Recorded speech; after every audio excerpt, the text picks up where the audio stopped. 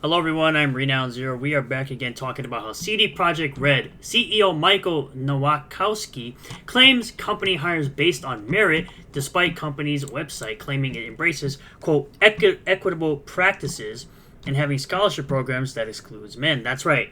Yes, the man is sexist towards men, excluding them from their scholarship program, talking about equitable practices, equal outcomes and all that garbage, commie stuff you want to hear about. So this comes to us from that Park Place. Let's scroll down here. CD Projekt Red CEO Michael Nowakowski claimed that his company hires based on merit despite having a scholarship program that excludes men. Nowakowski's comments came in response to a video from YouTuber Endoymion where he alleged that a source informed him that CD Projekt Red is in absolute chaos right now based on who actually is still working there that used to work on previous games. He added, quote, apparently its senior talent has already left CD Projekt Red. For example, the director of Witcher 3 has long left the studio, and they've already created their own studio with their own new game as well.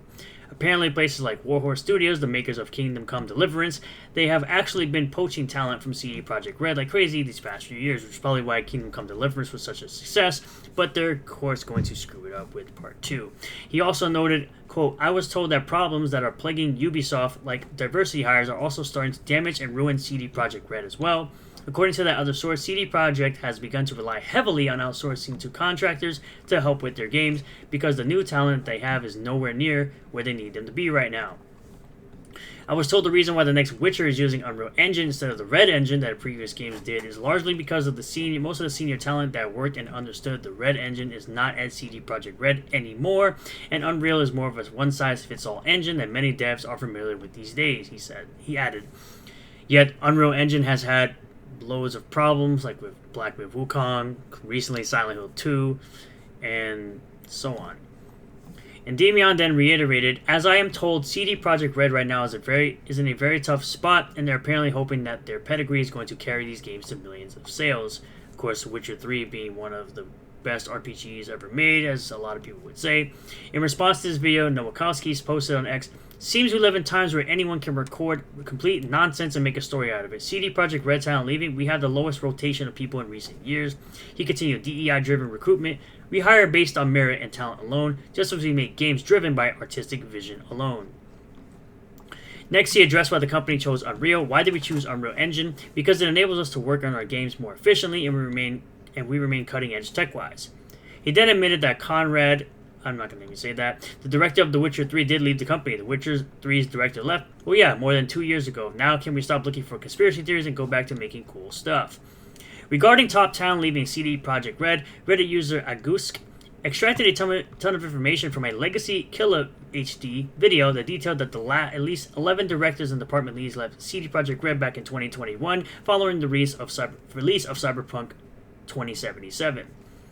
That talent included studio head and executive producer John Mamais, The Witcher 3 game director Conrad, The Witcher 3 quest director Matuiz, which they seem to be related, cinematic director Powell, head of production Piotr, principal engine programmer Belaz, lead animator Jamie Burry, creative director Sebastian Stephian, senior producer Dominika, engine director Tomas, and art director Katarsnya.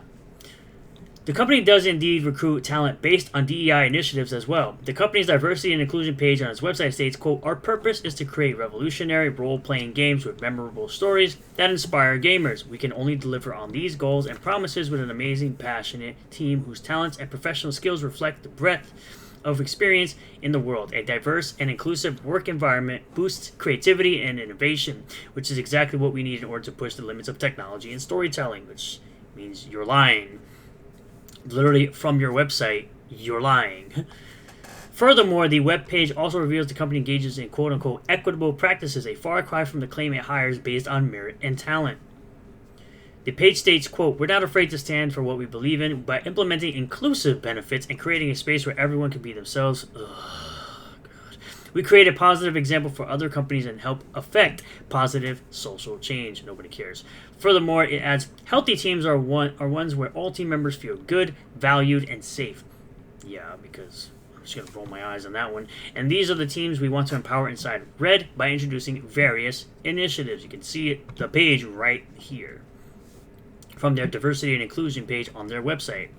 One of those initiatives is called the Diversity Charter. CD Projekt Red explains, quote, we're among the companies that signed the Diversity Charter, a document committing to non-discrimination in the workplace as well as to the introduction of policies that create and promote diversity for diversity's sake, not diversity of thought. We were also listed as one of the top employers in Poland in terms of managing diversity and inclusion, because that's definitely something no gamer cares about. Furthermore, the company also boasts that it is committed to promoting social change. Nobody cares. It's a video game. It's supposed to be escapism from the real world. We do not want the real world to be placed in our games. Unless, of course, it's in the background, not at the forefront. And being an example of it, all of our efforts aimed at meeting this goal can be found here. Finally, one of the initiatives also includes a scholarship program that excludes men from participating through a partnership with girls in the game. So, again, it seems to me that the CEO is lying. They literally have evidence directly from their website, screenshots from their website, describing equitable practices, talking about, we know all about diversity and inclusion, the two things that real gamers that actually play video games, not these fake gamers, real gamers don't care about that stuff. Not a single one of us cares about diversity and inclusion. We care about if the gameplay is good, if the storyline is good, and the game entertains us, not preaches to us. We want to have entertainment that is escapism from the real world. We don't need the real world to be in our escapism. We want those two to remain separate, which is why people keep talking about woke and DEI nonsense constantly, because they want to simply inject these woke ideologies into video games and escapism, the things that we partake in to escape the real world. We're tired of seeing it. We're tired of these game companies trying to gaslight and save face because they know they're about to release some garbage out of their company that no one's going to care about, because it seems like they're more worried about diversity and inclusion rather than just making great games again, which is why the East, which is why places like China and Korea with things like Black Myth Wukong and The First Descendant are doing very well, because that's what gamers want. Games that are great, that have nothing to do with the real world at all.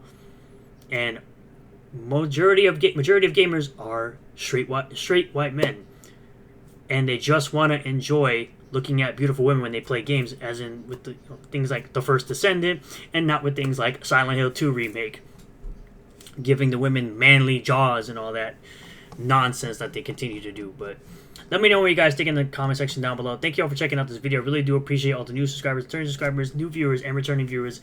If you do like this video, hit the like button, comment below if you about all this, subscribe for more content, hit the bell for notifications, set the bell to all, that we will get a notification anytime I post a new video or go live on this channel, and I'll see you all in the next one. Peace.